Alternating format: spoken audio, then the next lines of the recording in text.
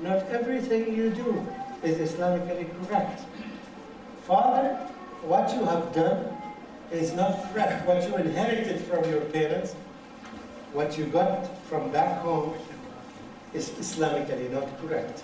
And I am not supposed to do it. I am supposed to obey the Prophet ﷺ in the first place. We need this kind of education. Many practices happen in our countries and in our houses that are un-Islamic. We just got them from our parents. We just got them from our communities. Not everything that we got from each other is correct. The correct thing is only that's done by the Prophet ﷺ. Yes, I hope I answered this question, yes? I have a question. No, sisters. Otherwise you will go home and you will find some problem. Would you dare to say your name? What's going to be? Huh? Hussein? Is your wife here? No, that's why. Okay. How far we can push our children into the deen? Some people are saying if that will be the case, they will begin to hate the deen. Because you push. Yeah. You don't need to push. Should we Why should you push? Should you encourage? And the last question in that part, should we give them choices? Yeah. We always teach the kids to have some choices, but before we give them to have the choice, we should teach them. You know that the Prophet ﷺ, when he had this amount of money, how did he spend it? He spent it in this way. So which way are you going to spend your money? Like the Prophet ﷺ or like someone else? So you should know how to train your kids, how to teach your kids, how to encourage them. And I think this is an area for all of us. We can take some courses, even on the internet. We can. Yeah, just let me finish this. إذا كان مقصودكم يكون تعلم في اللغة العربية فكثير منهم يظنون أننا نحن لازم ندرس أبنائنا فقط، لكن ممكن أنهم نسوا أنفسهم. ممكن ماذا؟ نسوا أنفسهم. يعني الإخوة إذا كان مقصد الحديث الحين نحن نتكلم وأنفسكم وأهليكم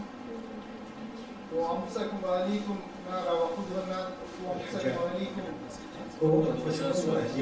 نارا وقودها الناس والحجارة.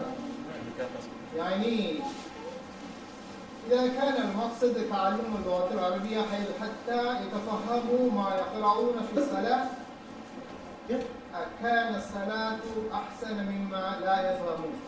That's exactly what I said in the beginning. هذا ما قلته. ويكون مخلصا لله في الصلاة حيث لا يتجاوز الظن والفكر خارج الصلاة. إذا كان حضوركم أفضل وأحسن ومفيدا إن شاء الله تقول لهم الفرصة هذا أحسن من بلدكم على كل واحد منا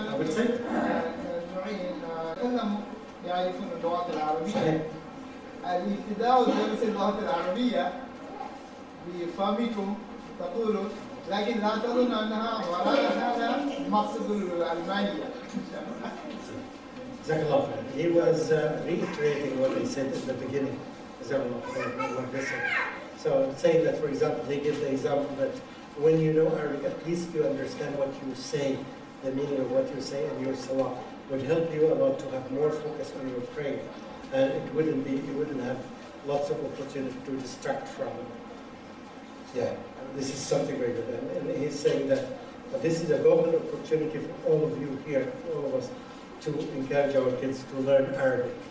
I think nobody argues about this, but the issue is, what school is this? And we gave the example that even if you go to an Islamic school, right, which teaches Arabic and teaches other subjects, but with less quality than others, yes, I said that this would be my first option. I hope the message is there. Reiteration. Sisters, Sister, this is okay. We will take, you select one question and we'll end up with this, okay? Discussion also. By the way, I didn't change my clothes since 4 a.m. in the morning, yeah. please. Assalamu alaikum wa rahmatullahi wa barakatuh. Please kindly give us an advice on how to make our children learn and memorize Quran at very early, very young age, 3 years to 7 years old. If at that age we should give them time to play and enjoy the time, how we can do both in parallel, please advise. You can do both. Did you play at school today in the morning? Yes, you did. He played in the morning and now he is learning. Of course you can do that. You have 24 hours a day. Anyway, let me go back. Some people say that there are some, you can start teaching the Quran on the day even your child is born. Okay? This sounds very strange. More strange than this, you can start teaching the Quran even before your child is born. There are some theories, I'm not sure that they are scientific facts, that says that the child listens while he's in the womb.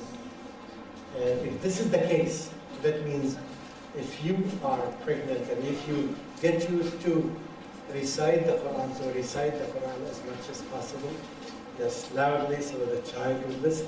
If you are not a good reciter, try to improve yourself in your recitation, and at the same time you can listen to some recitation on the internet, from the radio, from alhamdulillah, there are many channels that are specialized for Quran. So you have this important. So start as early as possible. Start as early as possible. You have no excuse. Once the child is born, yes, if you live in a house that all the time that uses the Quran, you have sometimes that you use the Quran as much as possible, because this will make the child register the sounds in his or in her brain as early as possible, which makes it easy for him or for her to reproduce these sounds when he reaches the level of Quran. So you can, as soon as the child starts speaking, the first thing that you teach him is the Quran. The child does not differentiate between a song and the Quran. The child can memorize anything. So instead of teaching him some songs or some anashid even, right? So you can teach him Quran. Just teach the child to listen. All the people in the world learn by repetition. So repetition is the mother of learning. You repeat it, they learn it. And when they are young, it becomes very easy. They don't differentiate between a hard text or an easy text. For them, both of them are easy. They can do it. And that's why if you do this, you will find after a very short time, your kids are better than you, because they have flexible muscles. So that's why the children, when they are young, right, they can learn many languages at the same time with no difficulty, and they can make transition. If you speak Farsi, or once they speak to you, they start to know how to speak Farsi. Immediately they make transition to speak Urdu. And they immediately make transition to speak, whether you don't need to tell them that speak Urdu, speak Farsi. They would just fine-tune themselves to do that. They are created like this. The problem is the older you get, the more problematic for you to improve your pronunciation. You get very good understanding, but it becomes very difficult. You need triple the effort, or perhaps 10 double of the effort that you should have done in them. And there is something very important. When your kids are young, they are not busy with this world. That's why I think one way that you can find that the Arabs used to do, they used to send their kids when they are young to another babysitter, someone who would suckle them. And this is very important as well, because it helps the child to be independent and it has many positive things. But anyway, the children, going back to them, children can learn as early as possible.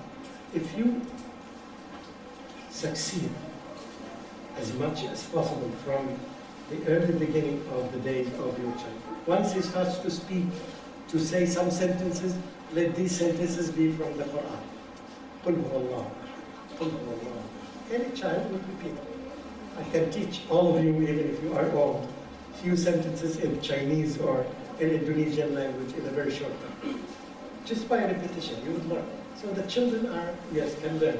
So don't waste these early years, because the memory of the children and the capacity of the memory, yes, the memory has nothing in it. So you can fill the memory of the children with Quran as much as you can, even if they don't understand. And you wait for the moments, right, when they grow up and they start understanding, and you start explaining what you have told them in the previous time. I may come to you, particularly on a different day, inshallah, giving you different methods of teaching the Quran, inshallah. Yes, Hussein, Yes, Sheikh. the brave man. You have vast and long experience in the educational field, in major institution and in different parts of the world. How do you, and presently you are in UAE doing development and curriculum. How do you compare the system here in the Middle East and in the other parts? It's a very general question. But to tell you the truth, there are some schools here in UAE that are far better than schools in USA. There are some schools here that you wish that you go back and become a child. What do they say, 94? Did they say 2004? Yeah. You go back to become a child and go and learn. And then beautiful type of education to the degree that even some teachers who came from the West, they swear, of course they don't swear by Allah, they swear by God, whoever their God is.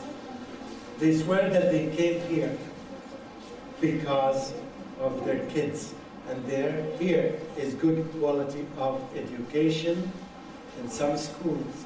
And these are some plans, by the way, that you find here in Abu Dhabi and Dubai.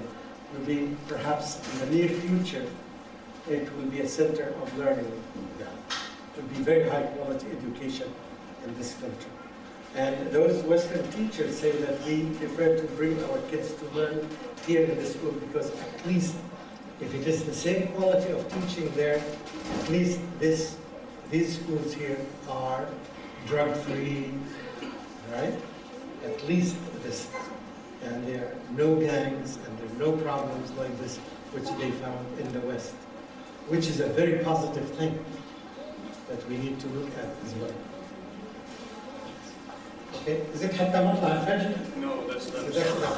جزاكم الله خيرا. May Allah subhanahu wa ta'ala accept from all of us. If I said something correct, it is from Allah and from His guidance.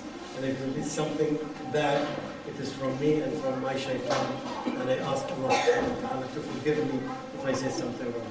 جزاكم الله خيرا. السلام عليكم ورحمة الله وبركاته. Dear brothers and sisters, I'm sure you all will join with me to thank Dr.Mamdouh Muhammed for giving us a very wonderful lecture today. And I'm sure most of us became students today and learned something new, something which we had learned before our children became the age 7, I think. And we were late to host you today here. And you accept our invitation at a short notice, and I would like to thank Sheikh Islam Islamic for coordinating and getting down. With your busy schedule, you made it a point to come here. And I would like to thank Brother Shabir for bringing him all the way from Dubai to Abu Dhabi. And he is the one who initiated this proposal. Jazakumullah khairan. May Allah bless you. And we are having our Thursday lectures. Every Thursday we are having the words of wisdom from our Sheikh Islam Tawfiq. And our door is always open, despite your busy schedules. Anytime you would like to come to visit us, our doors are always open, and we would like to host you once again, inshallah. Jazakumullah khairan.